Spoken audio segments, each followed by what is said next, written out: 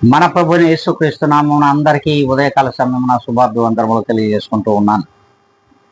ఈ దినం దేవుడు మనకిచ్చినటువంటి గొప్ప వాగ్దానము, అది 108వ కీర్తన 13వ లేఖనాన్ని మనము స్పష్టంగా చదువుకుంటాం.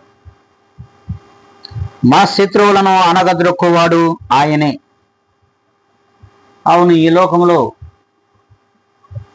క్రైస్తవులకు, విశ్వాసులకు శత్రువులు ఎవరైనా ఉన్నారనుకుంటే మరి అది లోకం. మరి ఈ లోకంలో క్రైస్తవులు అనగదొక్కుటకు ఎవరైతే ప్రయత్నం చేస్తున్నారో అట్టి వారిని ప్రభువైన యేసుక్రీస్తు మాత్రమే అనగదొక్కుతాడు. ఇది నిజం, ఇదే సత్యం. అట్టి లోకంలో ఉన్నటువంటి శత్రువులను, మరి అంతేకాకుండా అపవాద సమూహమును నిలువున అణగదొక్కువాడు ప్రభువైన యేసుక్రీస్తు మాత్రమే.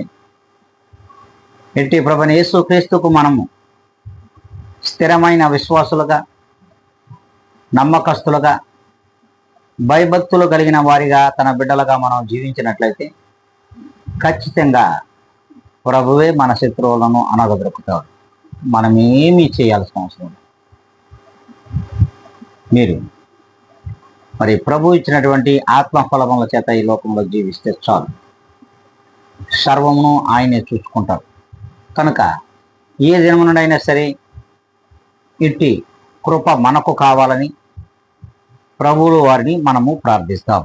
కళ్ళు ఉంచుకుందాం, కళ్ళు పోసుకుందాం. మహాగణుడ, పరిశుద్ధుడ, ప్రేమ కలిగిన మా తండ్రి, ఈ దినమున నీవు ఇచ్చిన ఈ గొప్ప వాగ్దానమును మా అందరి జీవితములలో, మా బ్రతుకులలో నీవు ఫలింపచేయమని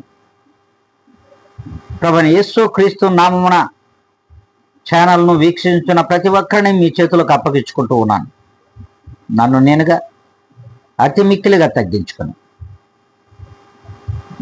యేసుక్రీస్తు నామమున అడిగి వేడుకొని ప్రార్థిస్తున్నాను మా ప్రియ గొప్ప పరలోకపు తండ్రి. ఆమేన్.